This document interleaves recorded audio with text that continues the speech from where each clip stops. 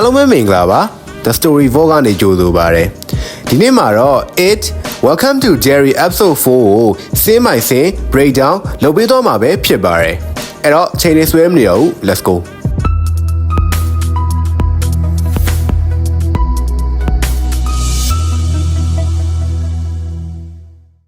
ဒီအပိုင်းမှာတော့ယွန်းစရာတွေရော trauma တွေရောပြီးတော့ Pennywise ရဲ့ origin အစားချပြလာပါပြီ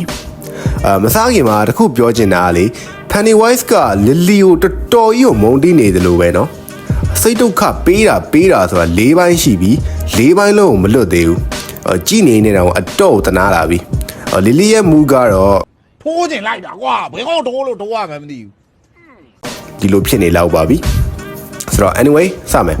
Okay ပထမဆုံးအနေနဲ့ intro မှာပါတဲ့ဒီအိမ်ကြီးဒီမိသားစုနဲ့ဆက်ဆက်နေတဲ့ theory တစ်ခုကိုစပြောပါမယ်ဘာလဲဆိုရင်အခုလက်ရှိ intro မှာမြင်နေရတဲ့ဒီမိသားစုက episode 1တုန်းက Mandy နဲ့တွေ့ခဲ့ရတဲ့မိသားစုဖြစ်ပြီးတော့ဒီအနောက်ကအိမ်ကြီး It chapter 1 နဲ့ 2 အပြင်အခုအပိုင်းလေးမှာတွေ့ရမယ်ဒီအိမ်ကြီးနဲ့ဒီမိသားစုနဲ့ကတခုခုဆက်ဆက်နေပဲဆိုပြီးတော့ theory တွေထွက်နေပါတယ် maybe သူတို့ကို Pennywise က create လုပ်ထားလားဒါမှမဟုတ်ဒီအိမ်ကြီးမှာတခုခုဖြစ်ခဲ့ရလားတော့မြေတောင်ပြောမယ်ဆိုရင် It chapter 1မှာပါတဲ့ Georgie လိုမျိုးလက်အကိုက်ခံလိုက်ရပြီးတော့ Pennywise ကသူ့ပုံစံဟန်ဆောင်ထားသလိုမျိုး maybe ဒီမိသားစုကိုလည်းသူကိုယ်တိုင် control လုပ်ထားတာဖြစ်နိုင်ပါတယ်အဲ့တော့ဒီအပိုင်းရဲ့အစကိုကလေးတွေကသူတို့ရိုက်ခဲ့တဲ့ဓာတ်ပုံတွေတက်တေလို့ထင်ရတဲ့ဟာတွေကိုရဲစခန်းမှာတွားပြကြပါတယ်ဒါပေမဲ့ Chief Power ကမယုံတဲ့အပြင်ဟိုမှာဟားတိုက်လိုက်ပြီးတော့Lily ကိုလည်းဒီလိုမျိုးတွေထပ်လုပ်နေမယ်ဆိုရင် Juniper Hill ကိုထပ်သွားရမယ်ဆိုတဲ့သဘောမျိုးကိုပြောလိုက်ပါတယ်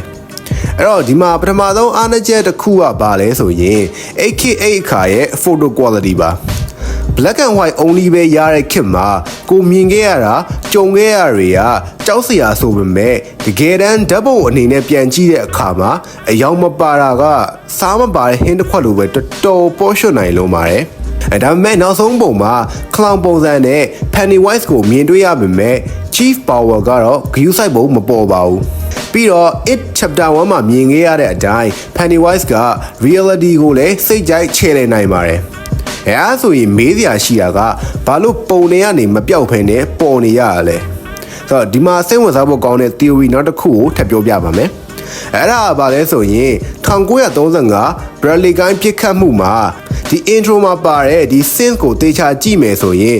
Power Roadside Producer အဲ့လိုရေးထားတာကိုတွေ့ရမှာဖြစ်ပြီးတော့အဲ့မျက်နှာချင်းဆိုင်မှာပဲ Pennywise ကတနက်တလက်နဲ့ပြစ်ခတ်နေတာဖြစ်ပါတယ်အဲ့တော့အကယ်၍ Chief Power ရဲ့ clay power ကအဲ့ Bradley ကိုင်းပြစ်ခတ်မှုဖြစ်နေတဲ့အချိန်မှာအဲ့ဆိုင်မှာသူကအလုတ်ကူနေခဲ့မယ်ကလောင်ကိုမြင်လို့ကြောက်သွားတယ်အဲ့အကြောက်တရားနဲ့ Pennywise ကနောက်ပိုင်းမှာသူ့ကိုပြန်ချောက်မှမျိုးလည်းဖြစ်နိုင်ပါတယ်ဒါမှမဟုတ်အဲ့ဖြစ်ရဲ့ကြောင့် clown ကိုမုန်းတီးပြီးတော့တက်ချင်နေတာဂယုမဆိုင်တာလည်းဖြစ်နိုင်ပါတယ်ဒါပေမဲ့ theory ပါပဲ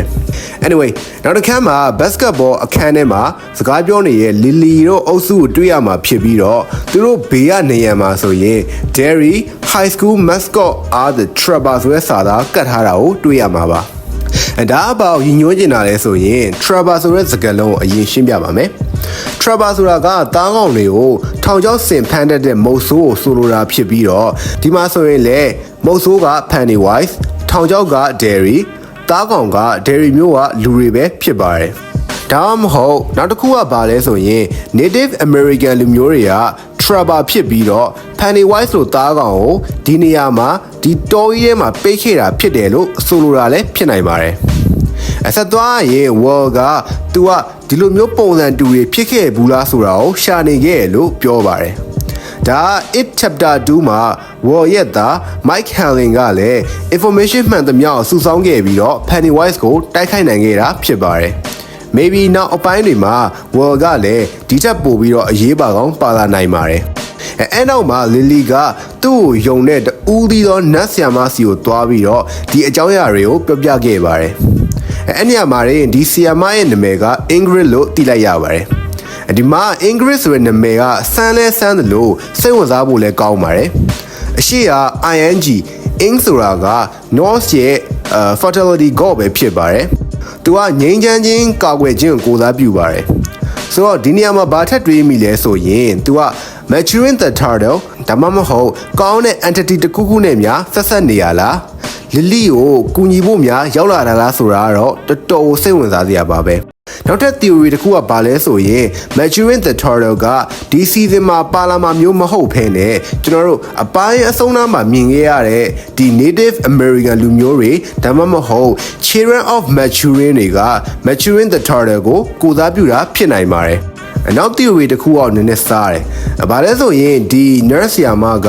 maturing the turtle နဲ့ဆက်ဆက်နေရမျိုးမဟုတ်ဘဲနဲ့ episode 3မှာတွေ့ရတဲ့ဒီကလေးမပေါ့နော်။တနည်းအားဖြင့် Pennywise သမီးဖြစ်နေနိုင်တယ်ဆိုတာပါပဲ။ဒါပေမဲ့ तू က Pennywise သမီးဖြစ်ပေမဲ့ Pennywise ရဲ့လုပ်ရက်တွေကိုမကြိုက်လို့ဒါမှမဟုတ် Pennywise က Lily ကို target ထားနေမှန်းသိလို့ကာဝယ်ပေးနေတာဆိုတဲ့ theory လည်းရှိပါတယ်။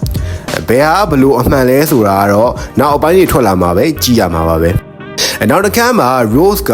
Charlotte စီကို second shop ကဝယ်လာတဲ့ပစ္စည်းတွေကိုလာချပေးပြီးတော့အိမ်ထဲမှာလက်ဖေးတောက်စကားပြောနေခဲ့ပါတယ်ဒါပေမဲ့အဲ့ဒီခံမရောက်ခင်ပြလာတဲ့ဒီနေရာမှာဆိုရင် black and white ဓာတ်ပုံတစ်ခုကိုမြင်တွေ့ရမှာဖြစ်ပြီးတော့ maybe ဒါက19ရာစုလောက်ကရိုက်ခဲ့တဲ့ပုံတစ်ပုံပဲဖြစ်နိုင်ပါတယ်ဒါက Leroy Hanley ရဲ့အဖိုးဒါမှမဟုတ်သူ့ရဲ့အဖေဖြစ်နိုင်ပြီးတော့သူက maybe season 3မှာပါမဲ့ character တစ်ယောက်လည်းဖြစ်နိုင်ပါတယ်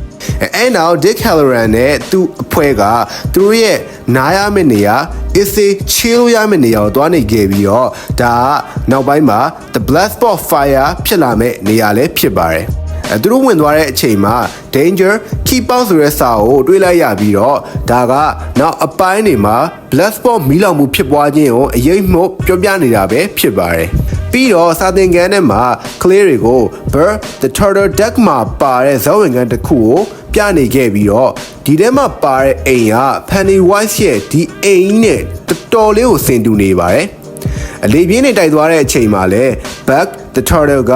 သူ့ရဲ့အခွန်ထဲမှာဝင်ပုန်းနေလိုက်ပါတယ်အဲ့တော့ဆိုလိုရင်းကနောက်ပိုင်းမှာပါတဲ့ဒီအခန်းမှာ Native American တွေက Pennywise ရန်ကကာဝယ်နိုင်ဖို့ပစ္စည်းတွေကိုမြေမြုပ်ထားခဲ့ပြီးတော့အဲ့ဒီရတစ်ခုကလိပ်ပုံစံအခွန်နဲ့ဖုံးအုပ်လိုက်တာပါအဲ့တော့ Pennywise ကိုမထိစေခြင်းတဲ့အရာကို Pennywise ကြောက်တဲ့အရာနဲ့ကာကွယ်လိုက်တဲ့သဘောမျိုးပါပဲအဲ့နောက် Lily က Margie ကိုလှည့်ကြည့်လိုက်တော့ Margie ကသူ့အားနာသလိုတောင်းပန်ခြင်းသလိုပုံစံနဲ့ကြည့်နေခဲ့ပါတယ်ဒါမဲ့လေဒါက Patty ရဲ့အကြံပဲဆိုတာသိတာပါလေဒီနေရာမှာတစ်ခုဖြစ်ပြောချင်တာကဘာလို့ Margie က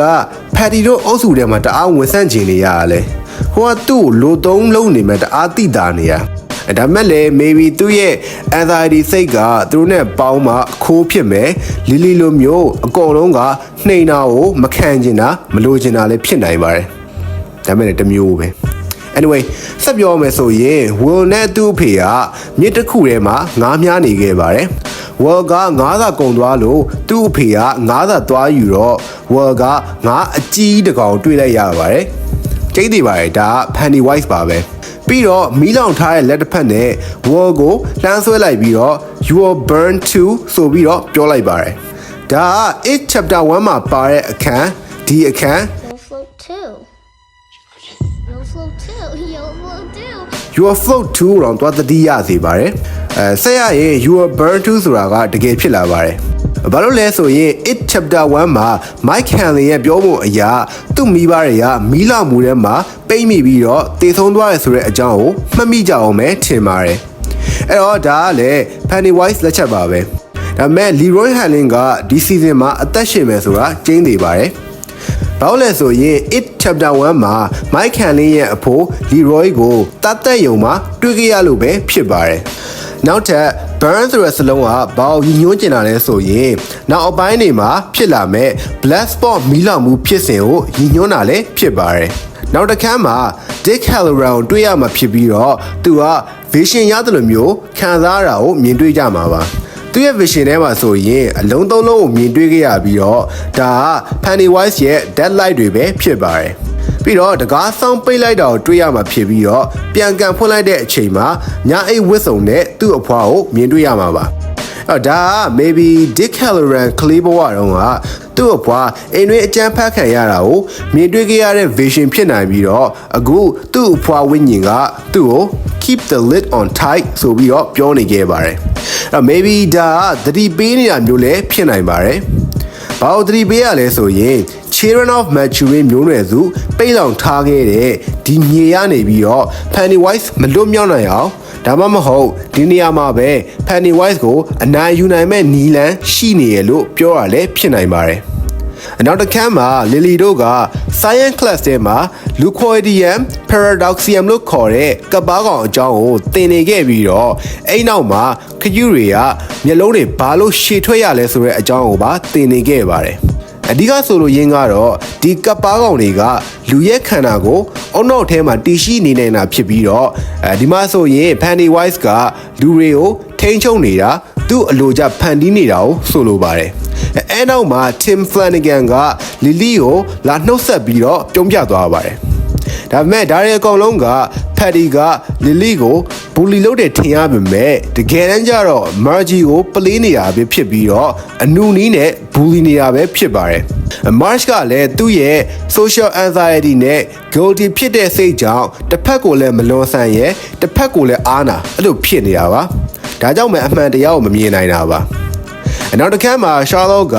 Han ကိုစကားသွားပြောခဲ့ပြီးတော့သူမလုပ်ခဲ့တဲ့အပြစ်တစ်ခုကိုရှော့ရှန်ထောင်ကိုမရောက်ခင်လုံအောင်စူးစမ်းပေးနေတာပါဒါပေမဲ့စိတ်ဝင်စားဖို့ကောင်းတာကဒီရုပ်ရှင်က1962 timeline ဖြစ်ပြီးတော့ Shawshank Redemption ရုပ်ရှင်မှာပါတဲ့ Andy က1966မှာထောင်ကနေလွတ်မြောက်သွားတာပဲဖြစ်ပါတယ်အဲ့တော့အကယ်၍ Han က Shawshank ထောင်ကိုရောက်သွားခဲ့ရင်သူတို့နှစ်ယောက်ရဲ့ cameo ဖြစ်ဖြစ်ဒါမှမဟုတ်ဒီ character တွေနဲ့ပတ်သက်တဲ့ reference တစ်ခုခုကိုမြင်တွေ့ရနိုင်ပါတယ်။ဆက်မယ်ဆိုရင်အဲ့ဒီညကသူပမာရှိလဲဆိုတာကို alibi ပြနိုင်ရင်သူလွတ်မှာကျင်းနေပါတယ်။သူကိုယ်တိုင်ကလည်း alibi ရှိရဆိုပေမဲ့သူ့ရဲ့ alibi ကသူကလက်ထပ်ပြီးသားလူဖြူမိန်းမတစ်ယောက်နဲ့အတူရှိနေခဲ့တာပါ။ဒါကိုထုတ်ပြောဖို့ကြတော့ AKA ခါရဲ့ racist လုပ်ပုံနဲ့ဆိုရင် Shawshank တောင်မရောက်လိုက်ဖ ೇನೆ တခါတည်းရှော့သွားနိုင်ပါတယ်အဲ့အားတွေမကသေးပဲထုတ်ပြောလိုက်ပြန်ရင်လည်းအဲ့ဒီလူဖြူမိန်းမရဲ့ယောက်ျားကသူ့ကိုလိုက်သက်မှာကျင်းနေပါတယ်အဲ့တော့မေးရရှိတာက Han ကဘသူနဲ့အတူရှိနေရလဲfan theory တခုအရဆိုရင် Han နဲ့အတူရှိနေတာက Chief Bauer ရဲ့မိန်းမဖြစ်နေနိုင်ပါတယ်ဘာလို့လဲဆိုရင် episode 1မှာ Maddie ကသူ့ရဲ့အိမ်တွင်းရိုက်နှက်ခံရတာတွေ abuse လုပ်ခံရတာတွေကြောင့်ချိုလင်ကိုစုံနေတာကသူ့ကိုစိတ်အေးစေတဲ့အကြောင်းကို episode 1 breakdown မှာပြောပြခဲ့တာကိုမမိကြအောင်ပဲထင်ပါတယ်အဲ့တော့ theory ကိုဆက်ပြောရရင် Maddie ရိုက်နှက်ခံရတာ abuse လုပ်ခံရတာက Chief Bauer ရဲ့လက်ချက်ဖြစ်နိုင်ပြီးတော့ Maddie အမေကဒါကိုစိတ်ညစ်လို့ပဲတခြားတစ်ယောက်ဖြစ်တဲ့ Hank နဲ့ဖောက်ပြန်နေတာဖြစ်နိုင်ပါတယ်ဒါကိုသိတဲ့ Han ကလည်းသူနဲ့အတူရှိနေတဲ့မိန်းမရဲ့ကလေးကရုပ်ရှင်ရုံနဲ့ခိုးဝင်တာကိုဘာမှမပြောဘဲနဲ့ဒီအတိုင်းထားတာဖြစ်နိုင်ပါတယ်နောက်တစ်ခါမှာ Margie က Lily နောက်ကိုလိုက်သွားတာတွေ့ရပြီးတော့ဒီအခန်းမှာဆိုရင်ရိုက်ထားတဲ့ပုံစံတွေ Lily ရဲ့ response တွေကကြည်နေတော့တမျိုးဖြစ်သွားသလိုထူးဆန်းနေသလိုခံစားရပါတယ်အစားတော့ Pennywise များလားလို့ထင်လိုက်ပေမဲ့တကယ်တမ်းကျတော့ဒါက Marge ရဲ့ guilty ဖြစ်တဲ့စိတ်ကသူ့ကိုပြန်ချောက်လန့်နေတာပဲဖြစ်ပါတယ်ပြီးတော့အမှလာပါပြီစောက်ကျိုးနဲ့ခရုတွေရဲ့မျက်လုံးအရှည်ကြီးက Marge ရဲ့မျက်လုံးထဲကနေဖောက်ထွက်လာပါတယ်အဲ့တော့ Marge က panic ဖြစ်လာပြီးတော့သူ့ရဲ့ anxiety စိတ်ကပိုဆိုးလာပြီးတော့သူကဒါကို parasite တွေကနေဖြစ်လာတဲ့မျက်လုံးလို့ထင်ပြီးတော့ဖြတ်ပစ်ဖို့တစ်သားတွေဖြတ်တဲ့အခန်းထဲကိုဝင်သွားပါတယ်။ panic ဖြစ်ရတဲ့အကြောင်းရင်းကလည်းရှင်းပါတယ်။တေချာကြည့်မယ်ဆိုရင် Marge ရဲ့ POV ကိုမြင်ရမှာဖြစ်ပြီးတော့ဒီမျက်လုံးအရှည်ကြီးကသူ့ရဲ့ nerve jaw တွေနဲ့ဆက်ဆက်နေတာပဲဖြစ်ပါတယ်။အဲ့တော့ရုတ်တရက်ပြောင်းလဲမှုတွေကိုသွေးကြောတွေကမခံစားနိုင်ဘဲနဲ့တော်တော်ကြီးကိုနာကျင်နေတာကြောင့်ပါ။အဲ့တော့သူကဇပွဲပေါ်မှာတင်ထားတဲ့စောက်တစ်ခုကိုကင်ပြီးတော့မျက်လုံးကိုဖောက်ထုတ်ပစ်တယ်။တသားဖြတ်တဲ့ဆက်နဲ့ဖြတ်ပစ်တယ်။ပြောရရင်ဒီအခန်းကသွေးအလိမ့်လိမ့်ထွက်ပြီးတော့အဲ့မျက်လုံးအရှည်ကြီးကိုဖောက်ထုတ်တာကိုကြည့်နေရတာကတော်တော်ကြီးကိုဖင်ကျင်းစရာကြီးပါပဲဒါပေမဲ့ဒါတွေကတကယ်ဖြစ်နေတာမျိုးမဟုတ်ဘဲနဲ့ Marge က hallucination ဖြစ်နေတာပဲဖြစ်ပါတယ် again Pennywise လက်ချက်ပါပဲ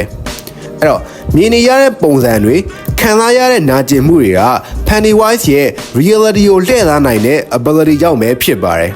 အဲ့တော့မှ Lily ကတားနေရင်းနဲ့ March လက်ထဲကစောက်ကိုဆွဲယူလိုက်နိုင်ပေမဲ့တခြားသူတွေရောက်လာတဲ့အချိန်မှာသူ့ပုံစံက March ရဲ့မျက်လုံးကိုသူပဲထိုးဖောက်လိုက်တယ်လို့ပုံစံမျိုးဖြစ်နေပါတယ်ပြောပါတယ် Pennywise က Lily ကိုတော်တော်မုန်းတီးနေတာလို့အဲ့တော့ Lily ရဲ့ဘဝကတော့ Juniper Hill ကိုပြန်ဦးလှည့်နေပါပြီအဆက်မယ်ဆိုရင် March ရဲ့မျက်နှာကသွေးထွက်တန်ရုံဖြစ်နေတဲ့အချိန်မှာ transition ကဝေါ်ရဲ့အမေခရမ်းကျင်သီးတွေလှီးပြီးတော့ juice အနီရောင်တွေထွက်နေတာကိုပြလာပါတယ် editor တွေကိုပြောချင်တာကလေအဲ့လိုစောက်ကျိုးနေတွေကို transition ထည့်ရတာတော်တော်ကြိုက်တယ်ထင်တယ်နော်တကယ်ကောင်းနေပါဦးဆက်မယ်ဆိုရင် Wall ကအိမ်မပျော်လို့သူ့ရဲ့ telescope ကနေလှမ်းကြည့်နေတော့ Pennywise အရေးကြီးကိုတွေးလိုက်ရပါတယ်အဲ့မှာတေချာကြည့်မယ်ဆိုရင်ဒင်းကရိုးရိုးတန်းတန်းစိုက်ကြည့်နေရတော့မဟုတ်ဘူးဒီလိုမျိုးကြောက်စရာကောင်းတဲ့ပုံစံကြီးတွေကိုစိုက်ကြည့်နေတာပါအဲ့နောက်မှာ Dick Halloran က Tanya ကိုသူတို့လိုချင်တဲ့အဖြစ်ရဖို့သူ့စိတ်ထဲကိုဝင်သွားပါတယ်အဲ့မှာအပြာရောင်အယောင်တောက်နေတဲ့တကားတွေကိုတွေးရမှာဖြစ်ပြီးတော့ဒါက memory တွေကိုကိုစားပြုပါတယ်အဲ့ဒီမှာတခုကရွှေရောင်ပုံစံနဲ့ Dick Halloran လိုချင်တဲ့အဖြစ်ကိုပေးနိုင်တဲ့တခုတည်းတော့တကားပေါက်လည်းဖြစ်ပါတယ်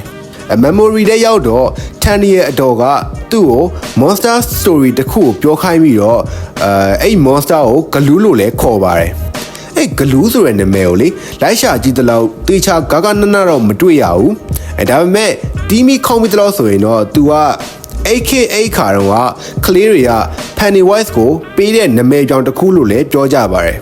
အမြင်တောင်ပြောမယ်ဆိုရင်ဗျာကျွန်တော်တို့ငငယ်တုန်းကဘန်တန်ကားတွေကြည်တုန်းက hero တွေကိုခေါ်တယ်လို့မျိုးပေါ့ဥပမာဆိုရင် Diamond Head ဆိုရင်ကြောက်စိမ်းကောင်တို့He-Blood ဆိုရင်မီးကောင်တို့မီးလူသားတို့တင်မလား White Man ဆိုရင်ခွေးကောင်တို့ခွေးဘလူးကြီးတို့အဲ့လိုခေါ်တယ်လို့မျိုးပဲအဲ့လိုဒီ monster ကြီးကိုကလေးတွေကဂလူးဆိုပြီးတော့ခေါ်ကြတာအဲ့နောက်တော်ထဲမှာသူ့သမီးကိုစိတ်ပူလို့လိုက်လာတဲ့ War Chief က Pennywise နဲ့တွေ့ပြီးတော့အလျှော့ခံလိုက်ရတော့မဲ့အချိန်မှာ Pennywise က prepare to meet my god ဆိုပြီးတော့ပြောလိုက်ပါတယ် maybe my god ဆိုတာက Pennywise ရဲ့ deadline တွေကိုပြောတာဖြစ်နိုင်ပြီးတော့နောက်တစ်ခုကသူ့ကို prepare to die လို့ပြောတာနဲ့အတူတူပဲဖြစ်နိုင်ပါတယ်အဲ့နောက်မှာနာဂနီနဲ့သူ့တငယ်ချင်းတွေက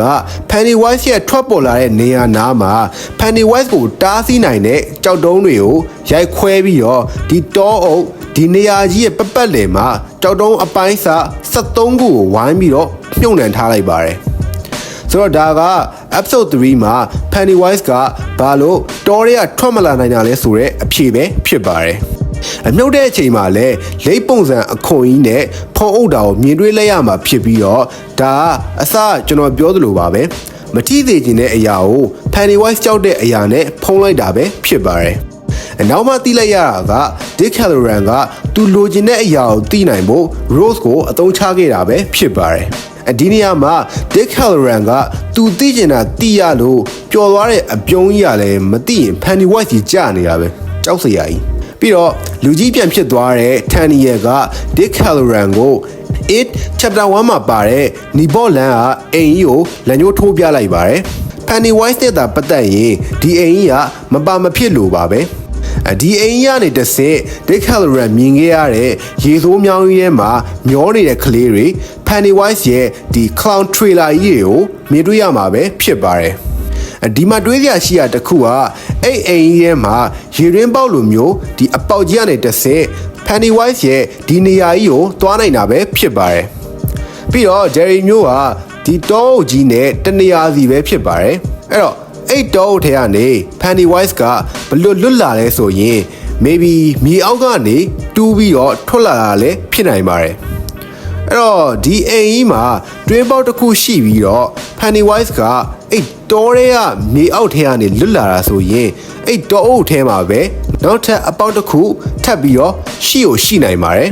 ပြီးတော့1989မှာ Loser Club က Pennywise ကိုတိုက်ခိုက်ခဲ့တာဆိုတော့ဒီ season မှာလည်းသူတို့တွေက Pennywise ကိုနိုင်ဖို့ဆိုတာကမဖြစ်နိုင်ပါဘူးနိုင်နာထက် It Chapter 1တော့လို့ပဲ Pennywise ကနောက်ထပ်28နှစ်မှာပိုအားကောင်းလာဖို့ပျောက်ကွယ်သွားတာလည်းဖြစ်နိုင်ပါတယ်ဒါကတော့ကျွန်တော်အမြင်ပြောပြတာပါအဲ့တော့နေရာတော့လောက်ပါပဲတိတ်မကြခင်မှာလည်း It Welcome to Jerry episode 5 ထွက်တော့မှာဖြစ်ပြီးတော့အခုလာမဲ့26ရက်နေ့မှာထွက်ရှိလာမဲ့ Stranger Things season 5ကိုလည်း breakdown လုပ်ပေးသွားမှာဖြစ်ပါတယ်လို့ဆိုရင်းနဲ့ပဲအားလုံးပဲ goodbye